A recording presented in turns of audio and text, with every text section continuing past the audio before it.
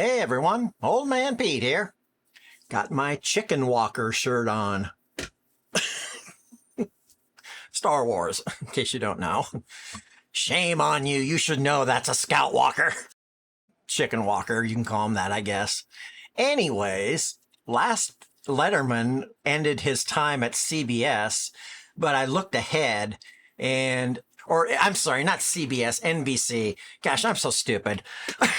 Anyways, there was some repeats that I got, and it's still stuff from NBC, but it's older stuff. I don't know if we'll get to the first show at CBS. Did I say that right? Yeah. I did record some of his first show on CBS, but it was just like clips of it, not like the whole interview, not the whole show. Whatever the case, it's funny, it's entertaining, and I really enjoy sharing these. You know, it's just, I mean, these were just videotapes that were collecting dust in a closet. I decided, well, I'll transfer them onto my computer, into a video file, and maybe share them on the internet. So that's what I'm gonna do. Oh, paused videotape. Isn't that pretty? Okay. So I think there's a comedian segment right after this. There was Bruce Springsteen from the last one. Then we went right into, I think this is Jake Johansson. I looked ahead. Here we go. Anyways, here we go. Enjoy.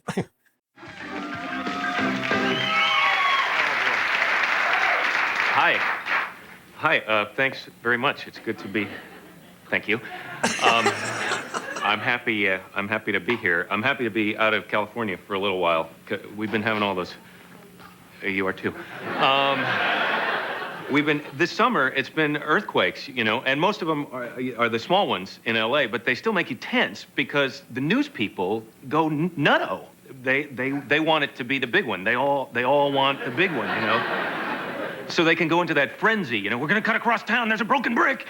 And, exactly. And they get all serious. Bob, are you there with the brick? Yes, Dave, I'm here, literally 5 feet from the brick right now. Can you get a shot of the brick? Zoom down to there's 5 feet. No, I'm wrong. 7 pieces of brick. They always overreact on the news. Must have made a loud. No one heard it fall, or saw it. But well, actually, one guy was brushing his teeth. He might have heard it. What was it like when the brick fell? And they're so crazy. And the worse than TV is the talk radio, because they'll just put anyone on who calls. It doesn't even have to be news. They'll just, as the caller, what happened? And they're all just idiots, well, the windows rattled and coffee spilled from our mugs. I've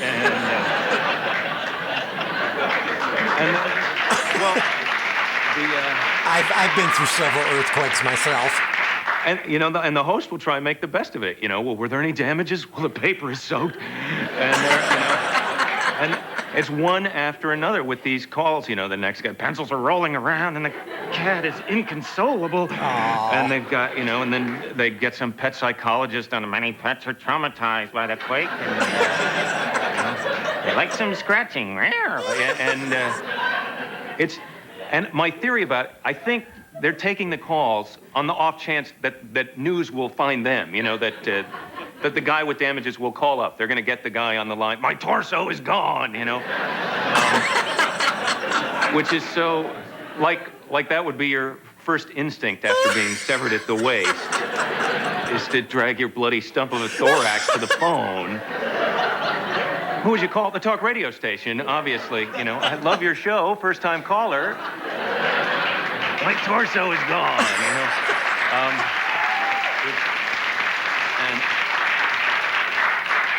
And that reminds me of my new hero, which is that guy in Minnesota. Did you hear about that guy in Minnesota who had that farming accident where his arms were torn off and then they reattached and he's okay now? I don't remember that. He was doing some kind of thing with a reaper, Fear the Reaper, and he got too close, and his arms were torn off, and then he goes in the house, dials the phone with a pencil in his mouth, calls 911, they come out, sew his arms on, he's okay. I don't remember that. That is some hardy Midwestern stock right there. Yeah. I'm just saying that when my arms get torn off, that's it, Game over, I lie down. This guy, he goes in the house and calls 911, and you know, then he probably took some grief from the 911 operator on top, you know. Well, if your arms are torn off, how did you dial the phone? But I can't imagine the guts of this guy. Oh, damn it. Today is shot. And, geez, what time is it anyway? Oh.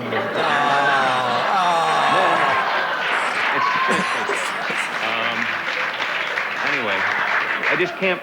And then once he's gone through something like that once you've had your arms come off and be sewn back on, I mean, the rest of his life is cake. I mean, it would be. I mean, it would be tough to be this guy's friend, you know, and to try and get some sympathy for, oh, my wife left me and my dog got hit by a car, you know. Yeah, I remember when my arms were torn off. That was good. That was funny.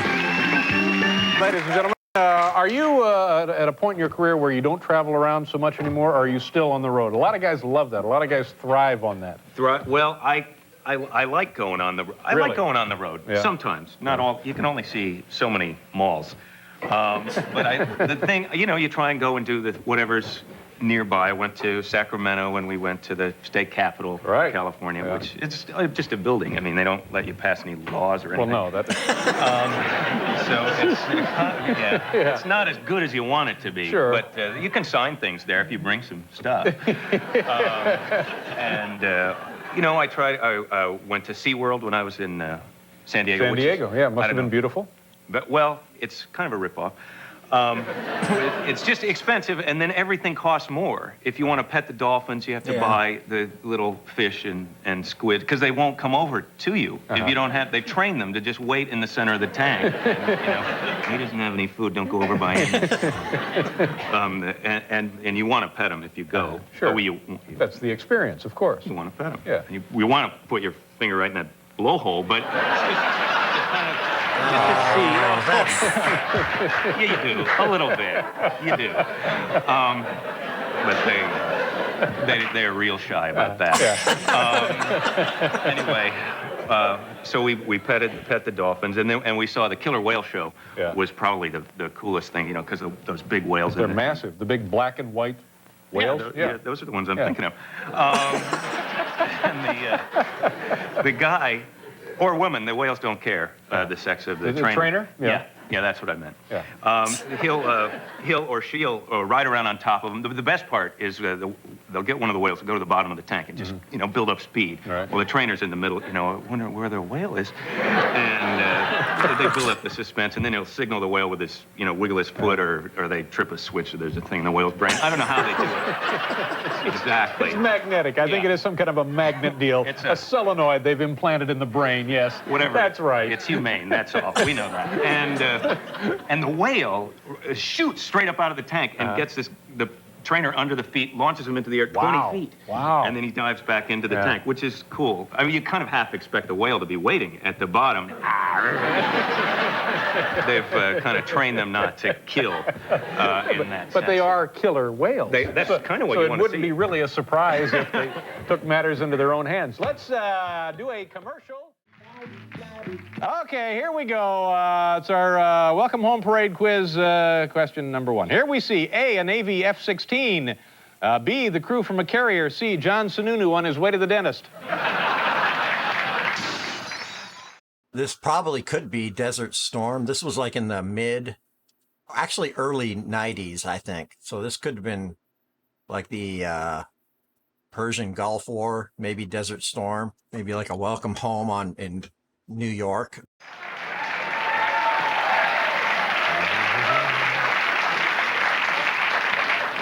Number 2, this woman is applauding wildly because she is A, patriotic, B, she has a brother in this regiment, C, she has never seen straight men march in New York before.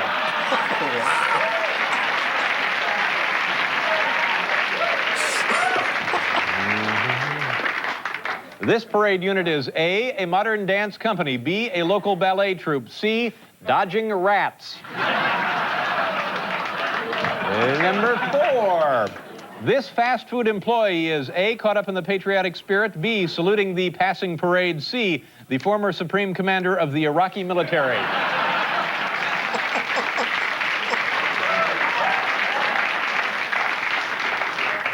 Jingoistic fervor running wild tonight. Jingoistic? What does that mean? Never mind. Through all the uproar, you can hear a single voice shouting, A, welcome home, B, USA, USA, C, yow, a paper cut. That's stupid.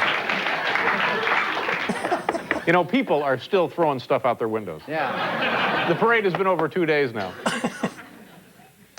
Number 6, Budweiser's contribution to the parade included A, many colorful banners, B, a number of convenient refreshment stands, C, even longer lines for the portable toilets.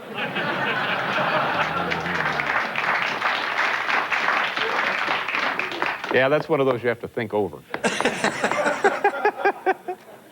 Number 7, the woman in the red blouse is A, a soldier's wife, B, a soldier's sweetheart, C, the Hussein family babysitter who defected outside Basra. I don't know. How are we? Number 8, the question these sailors were asked most often in Times Square was A, what ship were you on? B, where you were you stationed in the Gulf? C, would you like to make a movie? That's dated. Jingoistic fervor running wild here tonight. That's what you meant by that, yeah. Huh? Here we see A, unit from New York's Chinatown, B, an Asian dance company, C, the only Allied unit the Iraqis fought to a draw. Wow. Okay. Number 10, a good title for this scene would be A, phoning home, B, I just called to say I love you, C, Operation Desert Escort. Whoa. Wow. What are you doing? What are you doing? Why, it looked like you were leaving. No, you took off your equipment. He's going to throw it down and hike. Are you all right? Well, please try and stay with just a few minutes longer. You'll be home by 7. All right. Number 11, here's an example of A, office workers caught up in the excitement, B, enthusiastic parade spectators, C, a couple of New Yorkers who figured they might as well go ahead and empty their trash.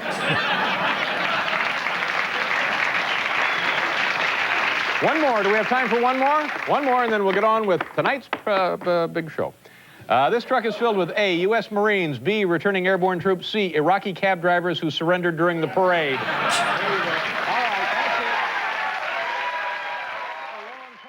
What do you have? We over-explained it? Here we go now. Number 10, deep fried. Wait. Let's see the category. Top 10 least popular New York City street vendors. Okay. Here we go now. Number 10, deep fried sewer bass. Stay away from that. Number 9, calamari flavored Italian ice. Number 8, hair club for men emergency glue booth. Number 7, stunned mouse in a Dixie cup. Number 6, speedy skin graft. Number 5, your photo taken with a cardboard cutout of Federal Reserve Board Chairman Alan Greenspan. Number 4, fingerless Frank's mystery tacos. Number 3,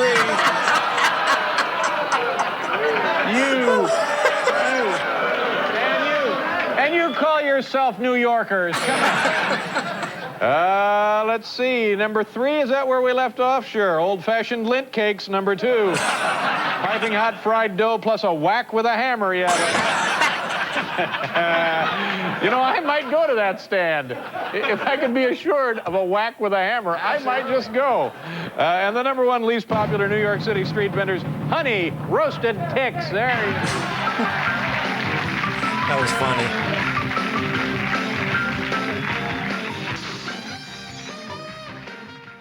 Oh, no, wait a minute. It's not so odd. It dovetails perfectly. Oh, is this another top 10? Okay. Jim's top 10 names for his new hat store. Ah, Jim who? Well, that doesn't make any difference. It's sort of conceptual. If there were a guy named Jim and he had a hat store, these would be the top 10 names for that hat store running through his mind. I see. Okay. As he drifts off to sleep each night, he's talking to his wife. What about Jim's hats? That kind of thing. If there were a guy named Jim. Exactly. Jim's top 10 names for his new hat store. Here we go. Number 10, Jim's Brims. Number 9, Jimbo's Lid City, number 8. Admiral Jim's Hats Ahoy, number 7. The Jim O'Shantery, number 6. Crazy Jimmy's Hats for Insanely Low Prices, number 5. Jim's Bulletproof, Knife-Proof, Spit-Proof Hats, New York City only, number 4. Jim, your hat smells terrific, number 3. Wally's Hat Shop, under new management, number 2. If you don't want a hat, then screw you. And the number 1 guy name for his new hat store, if there were the guy named Jim, Colonel Jim's Kentucky Fried Hats. That was good. Funny.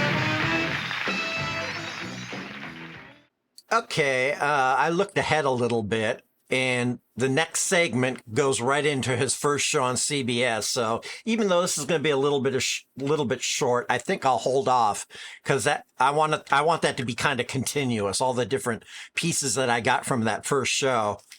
I'll do that on the next compilation. Those were so funny. Oh my God, my jaw hurts. I was laughing so much. If you had a good laugh, if you enjoyed it, give it a thumbs up. And if you like my channel, be sure to subscribe. So thank you for watching and have a nice day. Bye.